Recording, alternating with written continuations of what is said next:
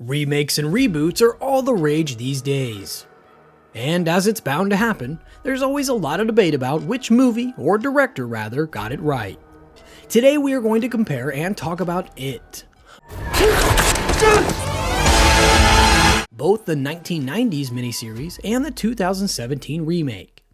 We will explore Pennywise as a character and how differently he was approached by the respective actors playing him. And we will compare how each creator approached the retelling of the story that first came from the brilliant mind of Stephen King. So there's a lot to discuss. Let's jump right in. First, let's address the obvious, Pennywise and his overall look. And let's start where all the best stories start, 1990. Aren't you going to say hello? In this miniseries, Pennywise dresses as a much more traditional clown. And hey, that's scary enough to most people, right? But to the losers, he's pretty non-threatening. Well, at least in the beginning. In director contrast, Bill Skarsgård's Pennywise sends shivers down your spine from the second he steps onto the screen.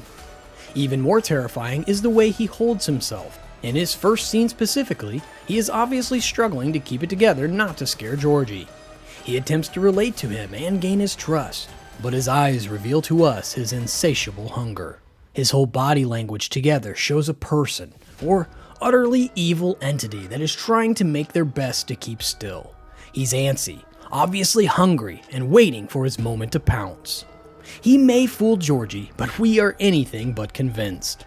His makeup is also a lot more advanced and sinister than his 1990 counterpart, having two streaks connecting his ominous smile to his eyes. His weight, too, or lack thereof, adds to his spine-chilling look. Whereas the 1990s version, again, looks more like the typical jolly clown, Pennywise looks starved and deathlike. He definitely looks like a guy who hasn't eaten in a couple decades. So when it comes to overall scare factor, Bill Skarsgård definitely takes the creepy crown. Now, let's take a look under all that makeup and talk about how Pennywise interacts with the world around him.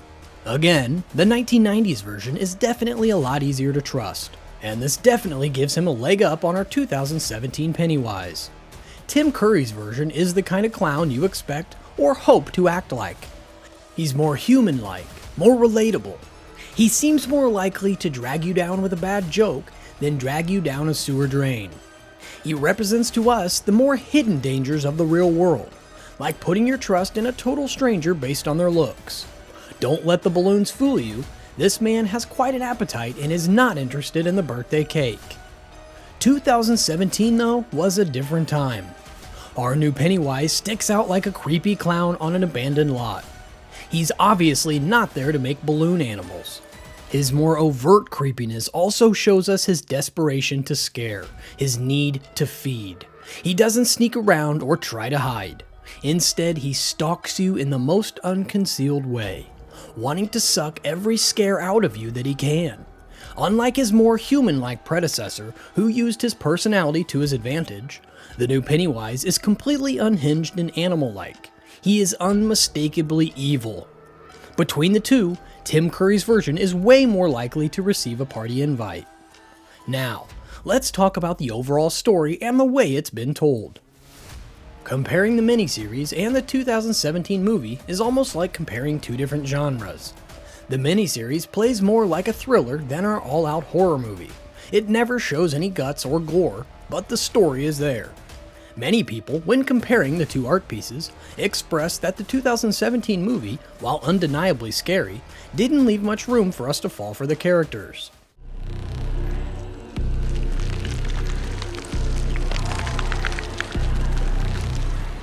The 2017 movie focuses more on the romantic relationship between Bev and Ben and Bill and Bev than the relationships between the whole friend group, which inevitably doesn't leave a lot for us to root for because these romantic relationships don't have any high stakes.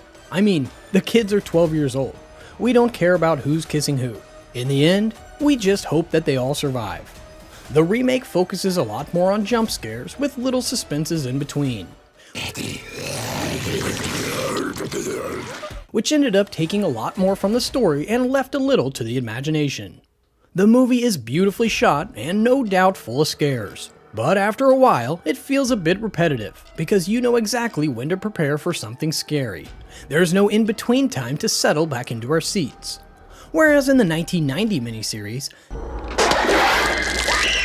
this left much to the imagination, though it pretty heavily relied on flashbacks, and was missing the outright violence that was well made up for the remake. The series took its time letting us get to know all the intimate relationships between the boys and their families, which paid off a lot in the end because now you actually care about who lives or dies, or even who gets the girl.